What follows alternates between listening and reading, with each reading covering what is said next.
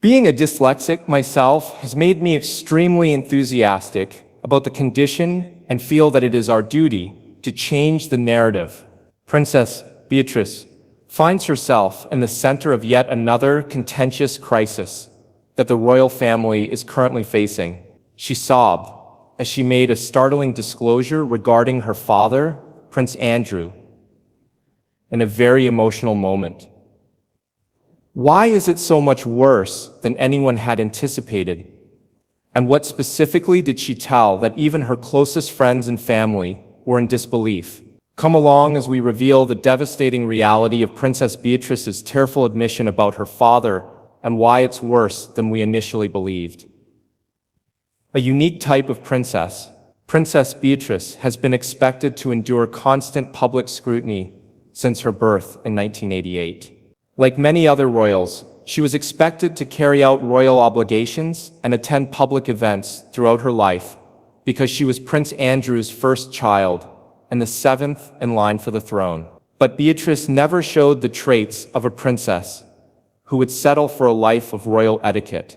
From a young age, she had an interest in discovering the world beyond the confines of the castle. Unlike other members of the royal family, Beatrice was not sent to exclusive boarding schools by default. After starting her schooling at Ascot St. George's School, she went on to study history at Goldsmiths University of London. Beatrice attended certain royal occasions with her parents and younger sister, Princess Eugenie, but she chose to pursue options unrelated to royal obligations. Beatrice gained experience in the entertainment industry as an intern at Sony Pictures. She participated in corporate projects and sought employment in business development and finance. For Beatrice, establishing her professional identity became just as crucial as preserving her royal identity, if not more so. Beatrice had the opportunity to live like a star when she briefly relocated to New York. Rather, she maintained a low profile. Even going as Beatrice York, she was able to go about her life, mostly unobserved, and quietly immerse herself in work, while honing her professional talents, in a place where people frequently saw celebrities. Furthermore, she had the ability to make acquaintances outside of the elite royal group. This was in contrast to the royal custom of staying close to the United Kingdom and adhering to carefully chosen regulations, even in her humanitarian endeavors. Beatrice took a personal approach. She selected issues that were close to her heart, such as mental health advocacy, dyslexia awareness, and education. For her, being truly involved was more important than simply turning up for a picture. She therefore listened and even shared personal anecdotes when she attended. The same was true in her private life. For instance, Beatrice managed to keep her affair with real estate entrepreneur Edoardo Mapalamozzi discreet in its early stages, despite the fact that royal relationships sometimes take place in front of the watchful eyes of photographers. In contrast to the lavishly publicized royal marriages of the past, their 2020 wedding took place during the epidemic. Only close family and friends were present at the modest, private event. Additionally, the couple decided to post just a few official photos rather than receiving widespread media attention. Her demand for seclusion is evident even in her role as a mother. The news of her daughter's arrival in 2021 was widely publicized. However, all of this was done in a low-key manner, seemingly to indicate that Beatrice wished to raise her family apart from the intense focus that comes with being a royal. Beatrice did not completely disregard her royal responsibility. She continued to go to family events where she was expected, such as christenings and weddings. However, it was evident from her other decisions, whether they were altruistic, personal, or professional, that she desired more than her position. Additionally, they demonstrated how Beatrice was subtly reinventing what it may mean to be a princess in the present era. She didn't completely reject her heritage, but she wasn't completely constrained by it either. Without causing harm to either life, she merely sought to strike a balance for both. She was seen by many as an approachable princess who could wear a title without allowing it to completely define her. People who believed that contemporary royals need to work, be self-sufficient, and be aware of life beyond the privileged circle, found her way of life appealing. Beatrice gained some credibility in a family that was sometimes attacked for being out of touch because of her accessible style. For years it appeared as though she had managed to create a life that was both modern and traditional. However, that equilibrium was not as solid as it seemed, because despite her independence, Beatrice was still a member of a family that was constantly watched by the public. Furthermore, no amount of personal solitude can fully protect you in the royal realm, while a storm is building. What happens when an uncontrollable family catastrophe clashes with the life she has worked so hard to create? The time, everything was different. A storm struck in the fall of 2019 that would not only jeopardize her father's reputation, but also rip apart the life she had laboriously created.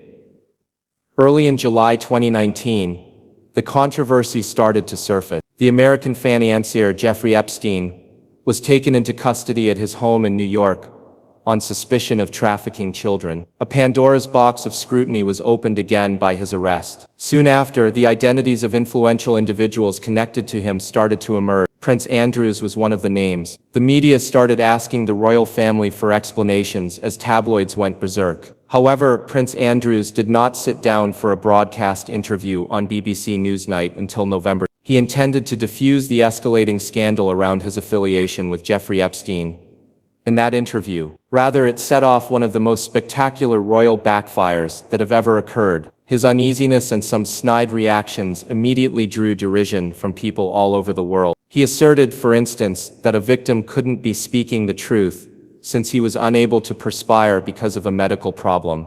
That remark felt like adding fuel to already scorching headlines rather than containing the damage, and it showed no empathy for the victim. However, it was the shifting legal ground beneath him that marked the true turning point. U.S. courts delivered yet another setback in January. A judge denied Andrews' request to have a civil abuse case against Virginia Giuffre, who accused him of grave mistreatment when she was a minor. Dismissed. The public was taken aback by the court's decision. They had anticipated something different from someone so privileged. However, the court demonstrated that everyone is subject to the law. But there was a noticeable strain behind the court documents. Beatrice found herself enmeshed in a world that was fiercely colliding with the scandal surrounding her father. It suddenly seemed difficult to maintain her existence, which had hitherto been characterized by deliberate isolation from debate. The air felt tighter and her steps more cautious, even when she appeared at events. Brick by brick she had constructed her life, and suddenly the earth trembled. The family was rocked by every new development, such as the court summons and the loss of royal powers. It was more than just how the general public perceived identity, survival, and allegiance. Beatrice felt as though the equilibrium she had so meticulously kept was shifting. It felt more and more unsafe to be silent, yet there were dangers associated with speaking up. Anything she had managed to preserve intact could be destroyed by these dangers. It wasn't only legal or reputational exposure. It was quite sentimental. Now a scandal she didn't start seemed to eclipse everything she had accomplished, and the scandal followed her everywhere, no matter how hard she tried to distance herself. She must have felt as though she was standing within her own image at moments, frantically attempting to prevent it from breaking. Each court case brought against her father seemed like a slap in the face of the foundation she had created. His name appeared in every headline, penetrating farther into her well-defended world. How long, though, can silence keep the barriers she's created from collapsing? The quiet amid the chaos. Princess Beatrice had to cope with charges she had not made, and decisions she had not made.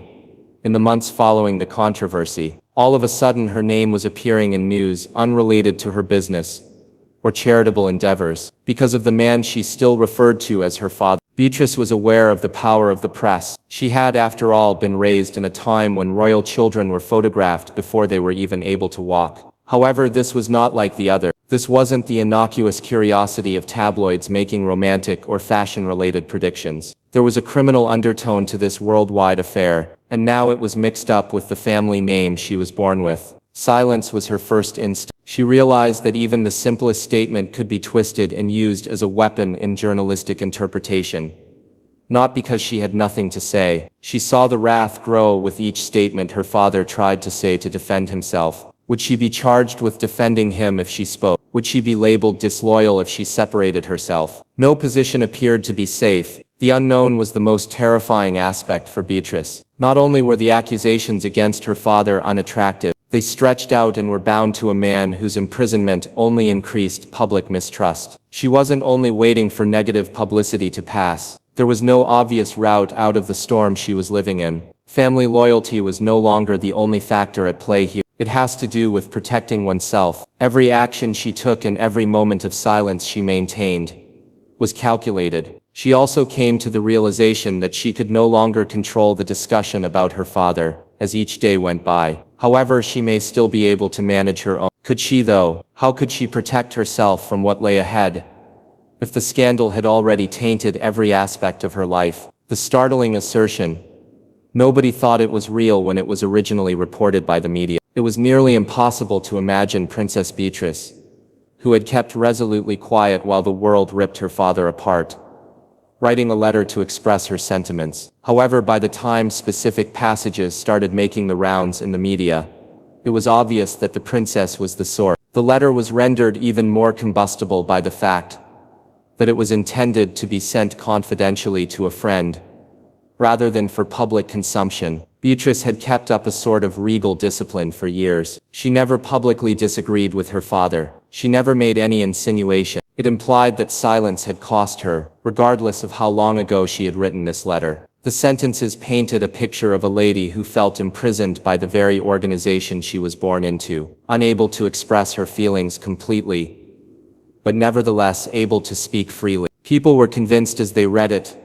that it was more than just a publicity gimmick. It was written with an unfaked vulnerability, and it was as emotional as Beatrice's remarks. Beatrice expressed her emotions in the letter. She began by expressing her sadness at the impact the results had on her family. Since it wasn't a straightforward situation, she was aware that they would most likely never go on. Her father might have been imprisoned for years for that kind of thing. She expressed in her writing how she felt as if she had lost control of her family name. She no longer held it with pride, but rather as a burden that might be turned into a weapon by others. She had spent her entire life trying to define herself, yet all it took to drag her into a quagmire she had no business in was her last name.